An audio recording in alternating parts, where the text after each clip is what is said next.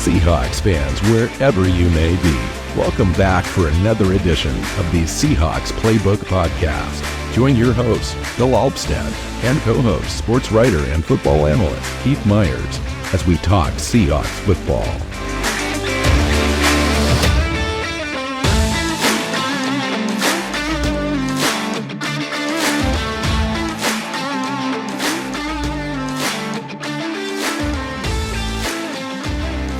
Hey Seahawks fans, welcome back to another episode of the Seahawks Playbook podcast. I'm your host, Bill Alvstad, sitting down with co-host Keith Myers, here to talk Seahawks football. We're going to talk contract year players and whether we're interested in re-signing them, if we think that they're going to be worth it, or we're going to sell those.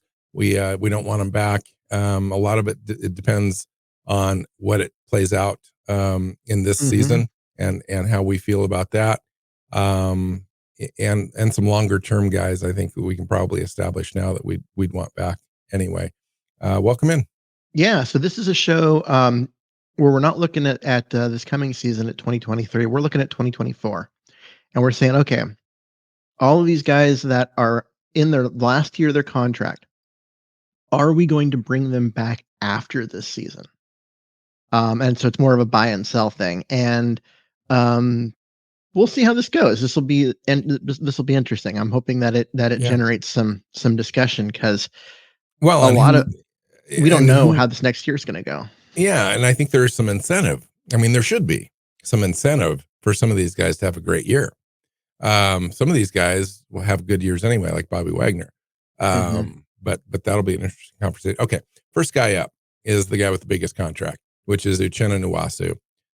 He's got a $13 million cap hit in 2023, age 28, took 78% of the snaps last year, probably have a similar amount this year.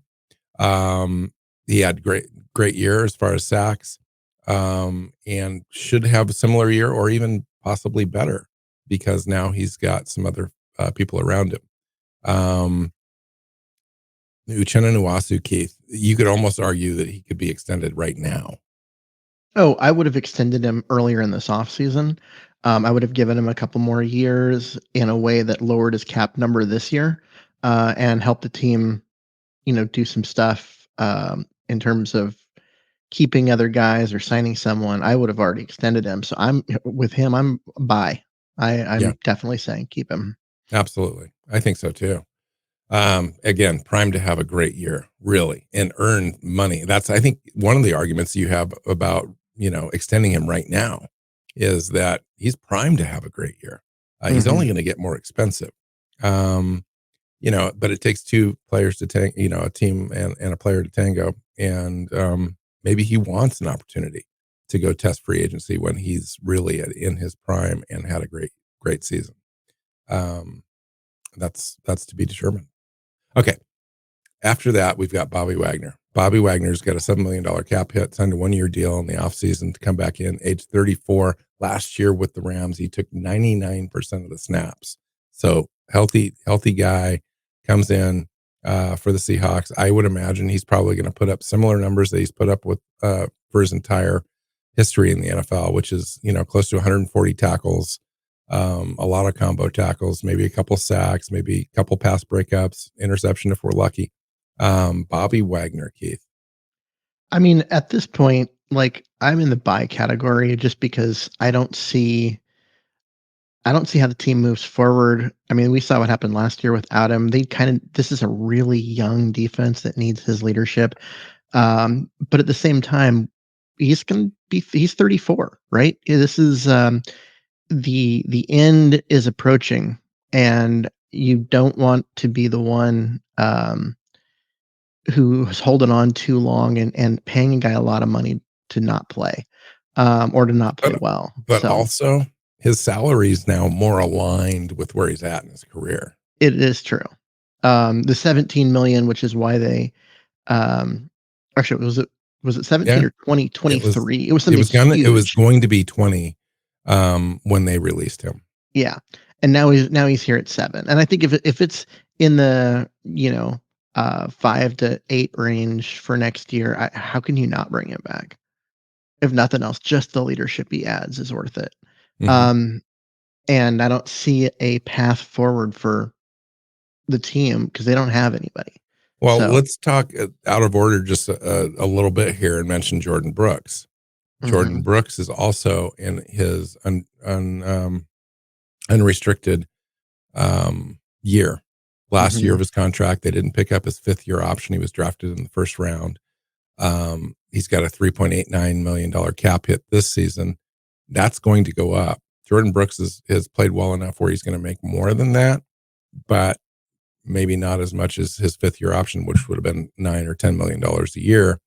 I think he's going to be somewhere in the middle, like $5-6 million a year is pretty decent for Jordan Brooks. He's mhm. not a Pro Bowler, but he plays pretty darn good when he's effective, and he's if he pairs with Bobby Wagner, for example, that's a nice duo to have in the middle. Yeah, the year that they paired together, uh, he looked great.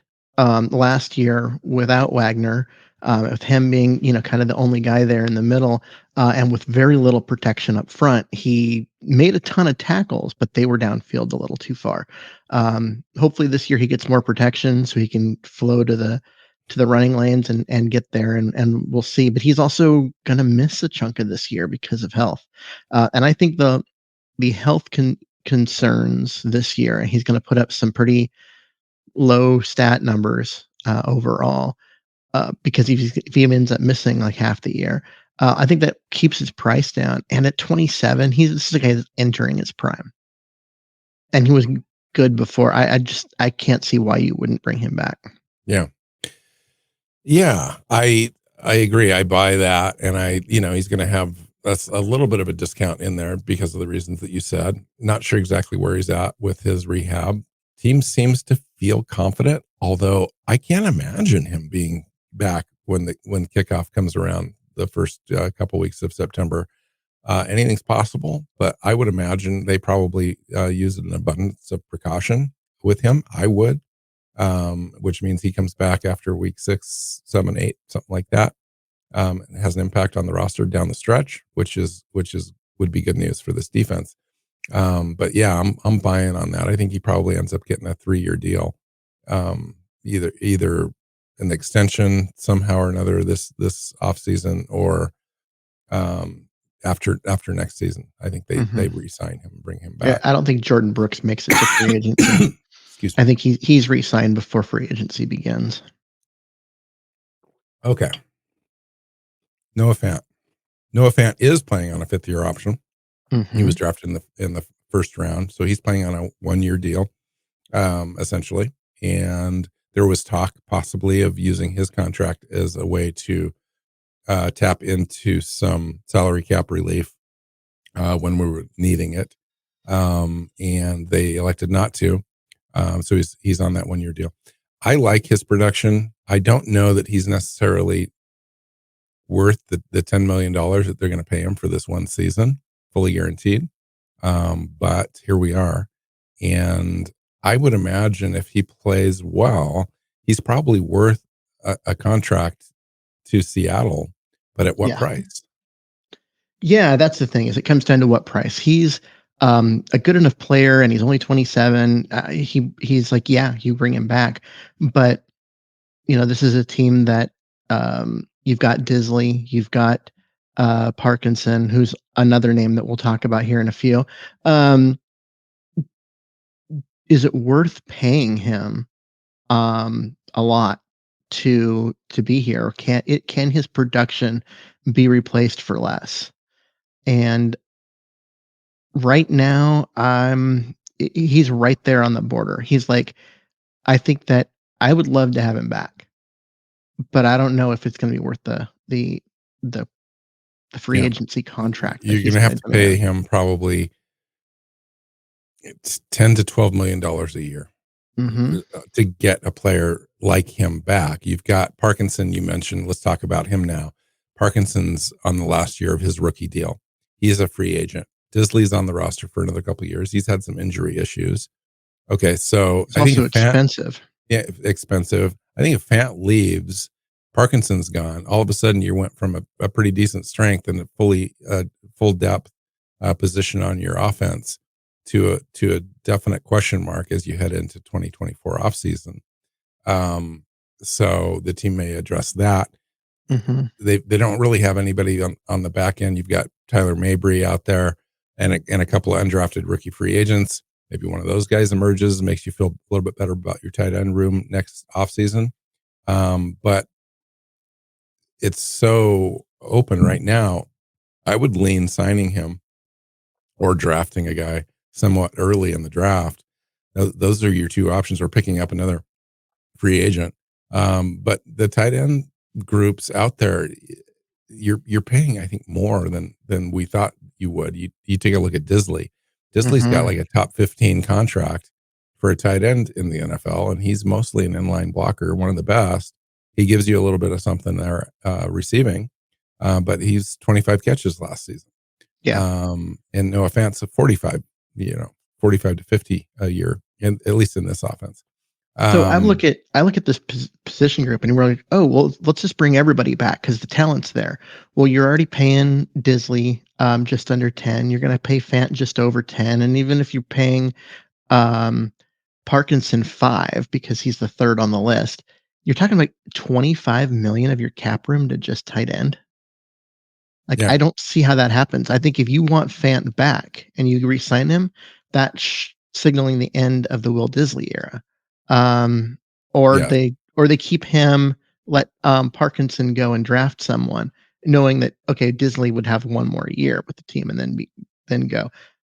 They're in a situation where they've got great talent there, but keeping all of it, I don't think is practical. Agreed. All right, Daryl Taylor.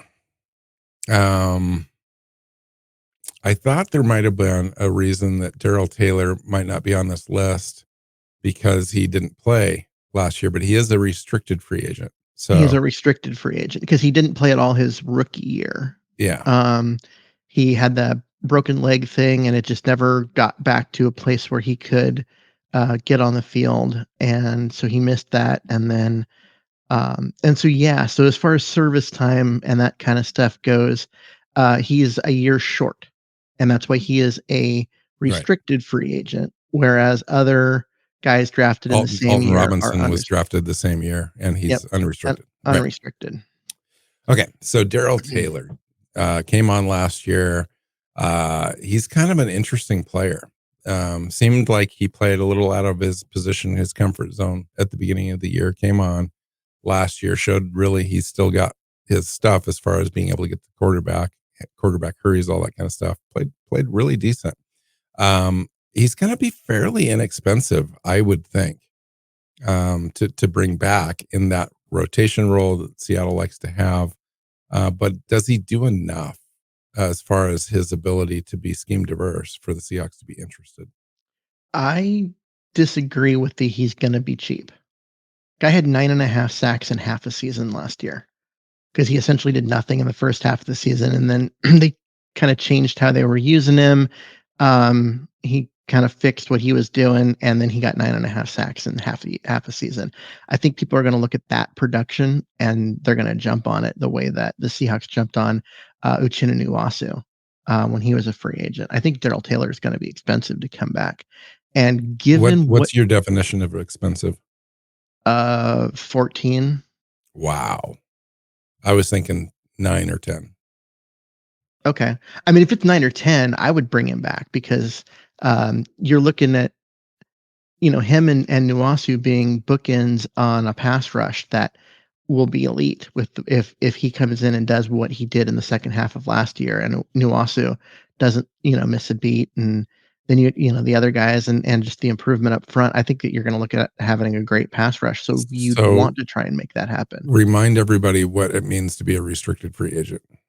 So a restricted free agent means that the team can give you they call it a tender because it's basically you haven't accepted it, but the team's offered you a 1-year contract, and they can set it at a couple of different levels. They can require a first round pick back if you sign with someone else. They can require your original round.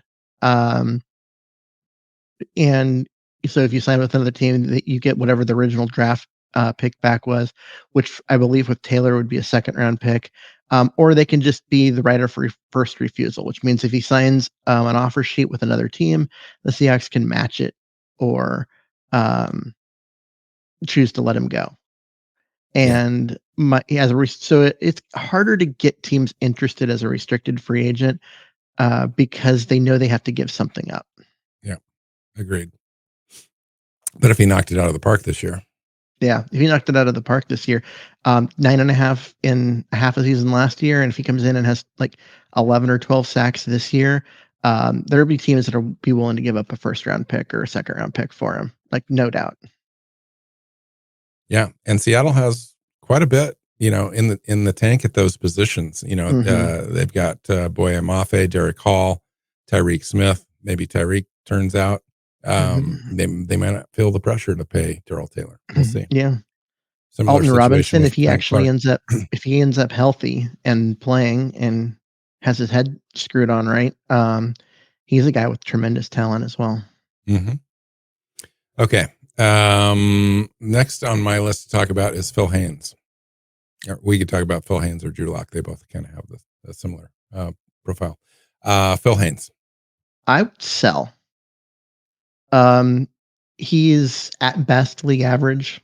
He's more of a um, backup kind of borderline starter guy. I think they can do better. I think they may have done better already in drafting Bradford, which would make Phil Haynes out of a job. And if that's the case, you're choosing between him and Damian Lewis on which one you want to resign. And I think the choice there would be obvious. I agree. Yeah. Phil Haynes is good a depth piece on your team, though, because he can play both guard spots and the team likes him, trusts him. And if he comes back, it would be closer to a minimum deal unless he got a better deal out there. And it's hard seeing if he would. If he didn't have a great season this year, if he played to the level that he's played for the team in the past, which is essentially half a season at starter level production, and was injured the other half or not available or whatever, I'm not sure. I think that they probably think they could do better, and has another guard on the roster right now. Probably goes and drafts another guard next year, and he just is off the roster. But I could see him coming back on a minimum deal. But that's kind of the level where he's at. So I think he might be able to get more than a minimum deal from someone else, simply because he has that experience. He's shown that when he gets on the field that he isn't terrible, and so a team that's like, okay, we've got to have someone because we have no one on the roster. Yes, we're going to draft someone, but we need a veteran there yeah. on the just in case. They'll pay him $3 or $4 million because that's kind of what happens. Now that you've put it that way, yes. Because somebody will pay him. Because that's the Evan Brown situation, right? Sure. Okay. How about Damian Lewis? Let's go on the other side. Yeah. So Damian Lewis is he is definitely the better of the two. He's also 27, whereas Haynes is 29. So there's that. Mm-hmm. He has that going for him. He's going to cost more than Haynes because he's been a starter every year. Had some ups and downs, mostly ups. Pretty good player. My concern as far with him is that if Oluwatimi and Bradford both win their jobs and the team goes into next offseason with two tackles that are just finished their second year, two interior guys that just finished their first year, all of which were good, do they need to pay? Or do they feel they need to pay Damian Lewis? Or do they feel they can let him go and replace him with Evan another Brown's draft going to be pick? on the roster still at that point. Well, actually, Evan Brown's on our list for. Oh, is he? Yep. Yeah, he is. Sorry. Yeah, no, I agree. I mean, do you pay Damian Lewis? Because Damian Lewis is going to be one of those guys I think that's going to be coveted. He's age 26 at this point, coming off his rookie deal. He's good. He's a starter level guy that you would want out there. So I imagine he's probably going to get paid, $8 to $12 million a year by Yeah. somebody. And he's been And fairly durable too. yeah, so interesting. And somebody might elect to move him over to the right side again, which Hmm. may be more comfortable for him. Um, I would buy though, because of the fact that you've got 4 other offensive linemen on rookie deals. I think you could afford to invest in Damian Lewis. To allow a player of that caliber to walk would be difficult to do. And so I would buy, if I had the ability with my cap space to do it, I would bring him back. But You make a good point when see. you say the other four are on rookie deals. That means your offensive line is really cheap. And so, yeah, you can afford to pay one guy in Damian Lewis, and you set it up with like a 3-year deal. Mhm. And by the time Cross and Lucas Bradford and are up. Oluwatimi are up, Yeah. um, or Lucas, because I think Cross will end up with his 5th-year option picked up. Yes. But yeah, when those guys are up, you're already now you're making a choice. Do you keep the younger guy or and let Lewis walk, or do you keep Lewis and try and replace the younger guy? Because you're not going to pay everybody. And so I, I think that's actually a better plan than what I was thinking. How about Drew Lock, Keith? Um, I, I'm not high on him. I say he's good for a backup, but they're overpaying him to do that role. Um, Well, yeah, I mean, that's kind of where the market's shifted in the last 2 or 3 years. Has gone from a $2 or $3 million deal to a $3 to $7 million deal for a quality backup. We just don't you know if he's quality backup. That's the thing. You're using the word quality there in a way that I'm not convinced is necessary. We've seen how he played before. He came in last year and didn't impress enough to push Gino in any way. And then when he finally got his chance to play with the starters, he threw a pile of interceptions. Um, and the team likes him. They like the way he studies off the field and that kind of stuff. But on the field, I don't think he's worth it. And I think you can get a better player for less um, elsewhere. And I think that's the route I would look for. You either need to draft someone that you're going to develop to be Gino's replacement eventually, or you can find a comparable player for half the price. I've certainly been questioning the franchise's moves on developing a quarterback, especially now where we've got some stability there at offensive coordinator and with Gino. But Gino's only, I mean, you can get out of Gino's contract next year, definitely Hmm. the year after that. And so it behooves this franchise, quite honestly, to draft a quarterback. It just never happens. Yep. And so I just wonder what the long term thinking is. You got to start talking about long term thinking now. Gino's 34, going to be 35, second year of his essentially 2-year deal. And you got Drew Lock. Which direction does this franchise want to go? Do they want to sign Gino to another 2 or 3 year deal? In similar contract numbers, or do they want to find their long-term answer? And I just don't have any sense at all which direction this franchise wants to go. And now they're essentially out of their prime spots in the draft to be able to draft high. They're going to Hmm. have to find a quarterback worth developing in a later round, or trade for a guy, or pick up some guy in free agency, which never really works out at Yeah. that position. Quarterbacks are coveted too much. If a guy hits free agency, it's usually not a good sign. Um, and a name that I would think would interest them though would be Trey Lance, guy who's been in similar offense in San Francisco. Young San Francisco gave up 3 first-round picks to move up and get him. He just happens to have been passed on the depth chart by Brock Purdy, and so now, And um, possibly Sam Darnold.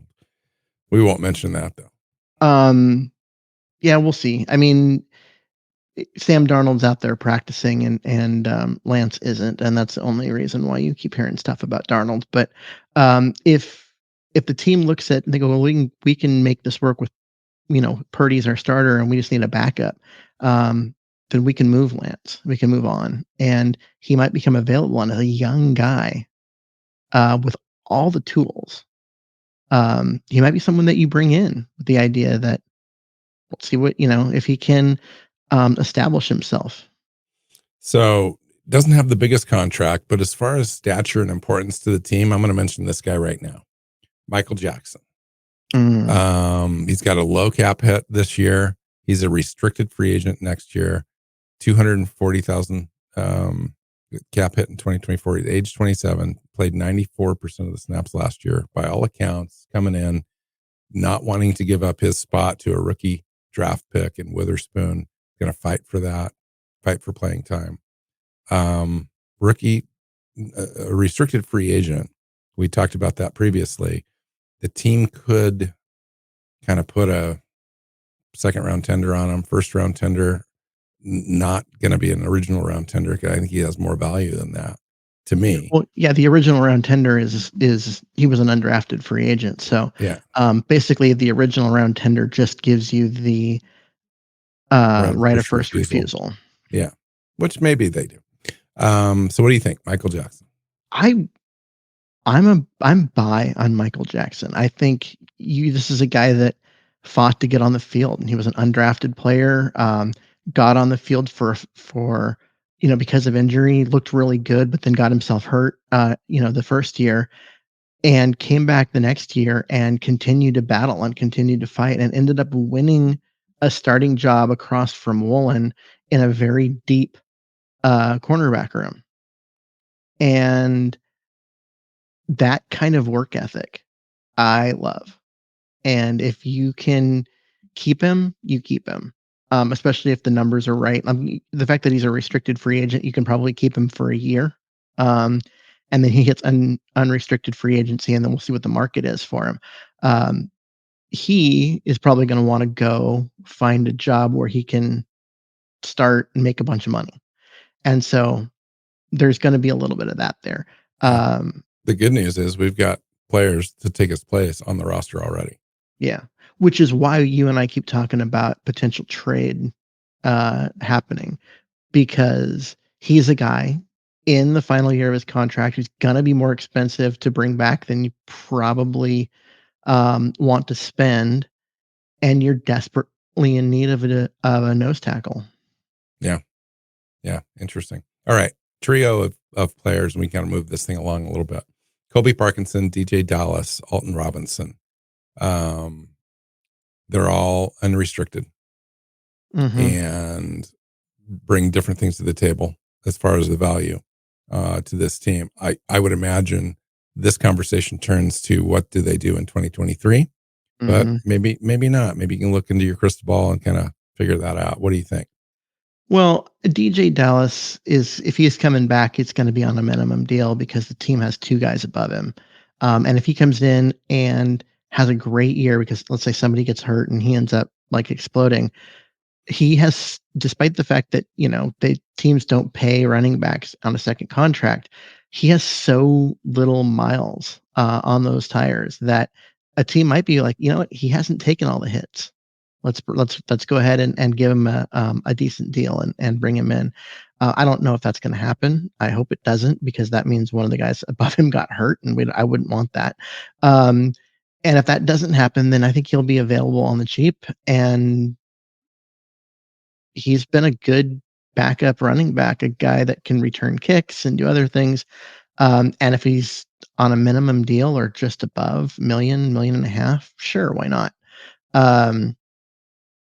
Kobe Parkinson is really interesting to me. It's because he's always been a guy he's been potential. So much potential, so much untapped potential. He's the guy who's 6'8" and runs decently, and he's also going to be 25. He was super young coming out. Yeah, that's the key right there. And just potential.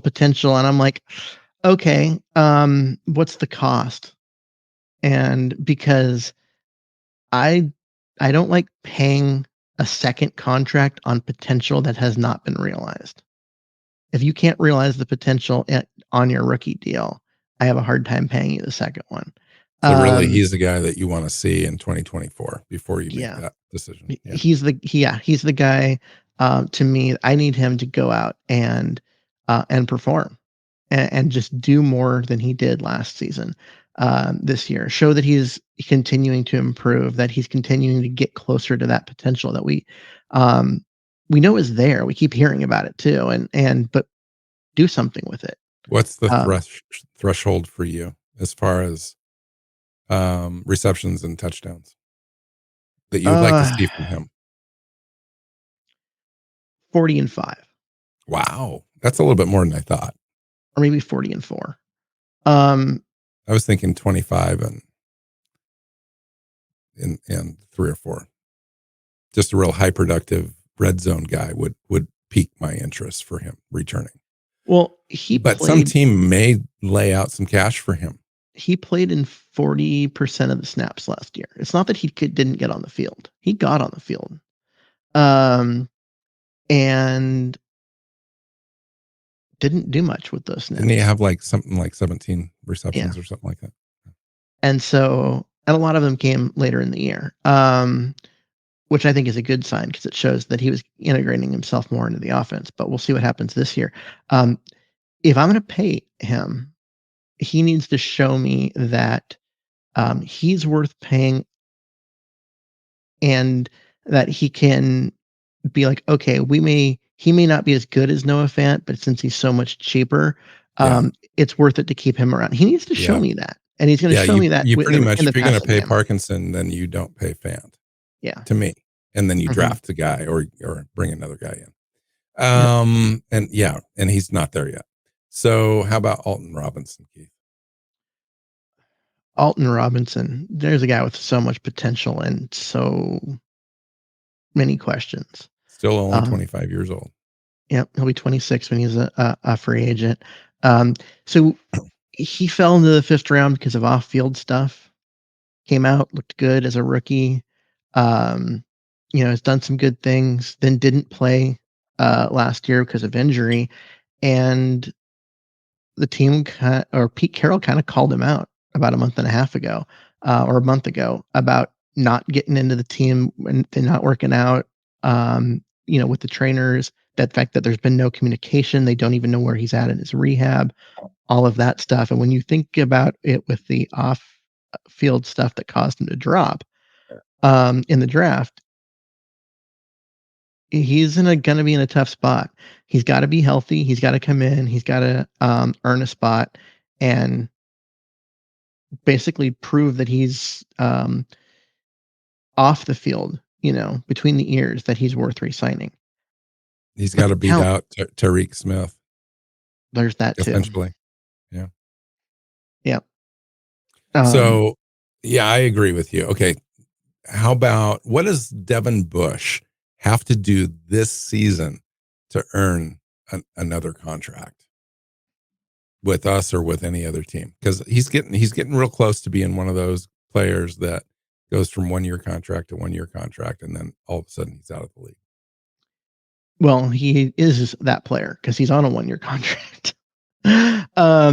He's got to return to his rookie year form. He's got to show that explosiveness that he had then before his injury. And if he doesn't, then he's just not good enough to be worth giving a spot to. You're better off drafting a guy and going younger and more athletic. And so if he can get his body into a spot where he can come out and show the reason why he was a first round pick and what he showed as a rookie before his injury, then yeah, he's absolutely worth a contract because that was a good player. But if he's what he's shown the last couple of seasons before signing with Seattle, he's a 1-year bounce around guy, fill in. That's who he is because he just doesn't have the speed and athleticism anymore. All right. You mentioned avoiding restricted guys earlier, I think in between the shows, possibly. I said exclusive rights guys. I didn't want. Okay. I figured that was kind of a waste. Okay. Okay. So let's talk about Jay Curran then. Jay Curran's a restricted free agent. He's shown enough to make this roster after being undrafted. a couple of years ago, but he is a fringy guy. He hasn't outright earned anything yet as far as playing time, but when he comes in, he does a decent job. Hmm. But what do you do with a guy like that? He came in as a rookie with a team with an offensive line that was bad, and the guy in front of him was worse, and made the roster, then pushed for playing time, got out there and performed. Now he performed like an undrafted I think rookie. Shell was the guy that Yeah. was out there. Yeah. There were some mistakes and all of that, but this is a guy that, showed, especially in run blocking, that he could get the job done. Um, and so there was thought that, okay, they may have found their right tackle. But when Abe Lucas was available in the draft and they drafted him, Jake Curran was left without a spot on the field.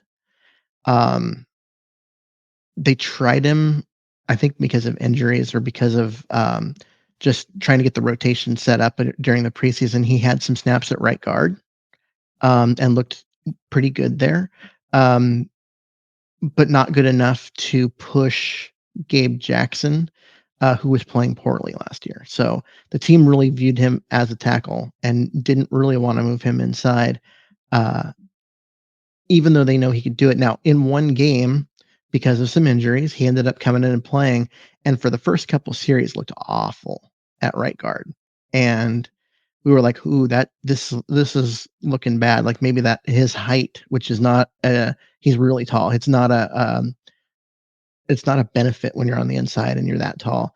Maybe that's hurting him, but he settled down after those first couple series, and the team was running behind him and Lucas really strongly after that. And we're like, okay, so we were right. There is something there. He just needed time to get in and adapt and get up to game speed since it was middle of the game. I think he's a guy that isn't necessarily worth at this point the $2.5 million it will take to put a tender on him. But I also don't see any other team that doesn't know him giving him a starter contract. So you might be able to get him back on a 1-year deal for, 1.5. Mm-hmm. He's not going to want to sign for longer than that because he's going to want to find a job where he can get on the field. And that's not Seattle unless one of the guys gets hurt. Interesting. So is there anybody else on this shorter list now that we have remaining that you want to talk about? I mean, we talked about maybe Evan Brown. What would he need to do to earn another contract? He obviously, I thought he did quite a bit in Detroit and then let him walk anyway so that he earned another contract with another team. Mm-hmm. But it was only a 1-year deal. Yeah, I mean, he did a lot, but he did it at guard, and he didn't. He played a lot of snaps, but he didn't play that well because he's not a guard. He's a center. He's a little undersized to be a guard. And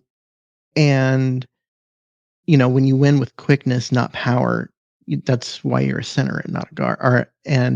Um, so I think he's got a chance to come in, and if he can hold on to his job, look significantly better next year because he'll be playing center and not guard, um, and earn himself another contract, if not with Seattle, with someone else. If he can't hold on to his job because Oluwatimi beats him out in camp and he starts the year as a backup, he might be really cheap to bring back, or another team really cheap to bring in to compete with Mm-hmm. a rookie like an Oluwatimi. Um, basically doing the same situation to him next year that the Seahawks are doing to him this year. Um, yeah, I mean, it kind of comes down to, it's odd, but it comes down, his value and what he's going to make has more to do with another player than himself, and that's an odd situation to be in. So one last player, unless you have another one, Mario Edwards. Mm. Pete seems to be high on him, praising him, saying that he's already basically in there, penciled in their rotation to be, a base defensive end behind Nuasu. Mm-hmm. What do you think of what he would need to do? Or is this the guy that's just roster filler and replaceable level guy that you just move on from this year and I find didn't somebody think, honestly, I think he's kind of a replaceable level guy. He's a defensive end, which you'd think would be a position where, there would be some value, but he just hasn't produced. Was a second round pick, I think 35th overall, if I'm remembering what I was reading earlier. But he's bounced around. He's been on 6 teams since 2015. never lived up to that level. Yeah, never. And He's a so, one-trick pony, though. He's a one-trick pony. I mean, he's a run defender. He sets an edge, and that's it. So he's gonna play 1 or 2 downs for you and then come off the field. yeah. But And I mean, there's value there. He's an upgrade over LJ Collier. Yes, exactly. That's the kind of player he is. Who was the same kind of player, right? Just didn't offer anything in the pass rush, but was able to do some things as a run defender that you like. And honestly, you need to fill a roster, right? You need guys, you need rotation pieces, you need that player who can do those things for you. And if he comes cheaply and he does okay in that role and is okay with playing, 30% of the snaps and not expecting more, he can earn another contract with Seattle, but he's a one year year-to-year guy. No one's signing him long term. Cool. That's it for me. I mean, there are other players. I'll just say that out loud that are peripheral, and end of roster guys or guys that are going to be practice squad guys. I wasn't really going to talk about those guys. John Radigan, Artie Burns, and Vi Jones, possibly. Yeah. I mean, these are guys that they could come in and make an impact this year and earn themselves into that conversation, but we've seen nothing from them. Right. Because they have not gotten on the field with Seattle at all. And so I always find these roster building conversations interesting. And that's why I wanted to kind of do this show, because we are talking about next year's decisions, but a lot of it has to, do with how these players play this year. And best case scenario is all the guys that we've been talking about, knock it out of the park. We have a great season. We go deep into the playoffs. These guys earn their contracts, whether it's with Seattle or whether it's somebody else. And so it'll be very, very interesting. A lot of decisions. I think we have a lot of cap space for next year. We do. But it's going to get eaten up because, as you can see, we've got a lot of unrestricted free agents, and they're going to want to retain a good portion of those. I think the key positions that you're looking at are going to be guys like Nuwasu and Fant, and whether Jordan Brooks comes back or Taylor or Wagner or Lewis, those are the guys. And then the peripheral guys like Kobe Parkinson, Phil Haynes, Drew Lockett, backup, QB, and a couple of guys that could step up like Devin Bush or Kurhan or whatever, could work themselves into larger roles. But yeah, it'll be interesting. Love that stuff. Anything else? We'll get out of here. No, let's get out of here. I think we kind of hit this. Like, obviously, no decisions are made on any of these players. We have a whole year, but it's just nice to look at all of this. I guess the other thing is that we kind of mentioned it when we were talking about Michael Jackson, is that you have to consider that he's in the last year of his contract when you're making your roster for this year, because you want to set yourself up to where you're not desperate next off season, right? And so he might be the guy that gets traded and not Trey Brown, because Trey Brown's under contract a year from now, whereas Michael Jackson isn't.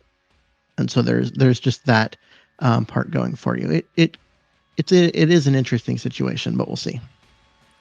Find Keith on Twitter at Mars NFL. You can find me at NWC Hawk. The show is at Hawks Playbook, and you can find us on your favorite podcast platforms, any of them. Seahawks Playbook Podcast is the show, and YouTube channel. And when you find it, hit that subscribe button so you don't miss a single show. So until next time, Go Hawks. Go Hawks. Seahawks Playbook podcast listeners, thanks for joining us for another edition of the show. You can find us on Twitter.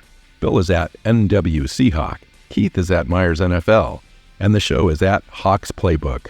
You can listen and subscribe to the show at SeahawksPlaybook.com.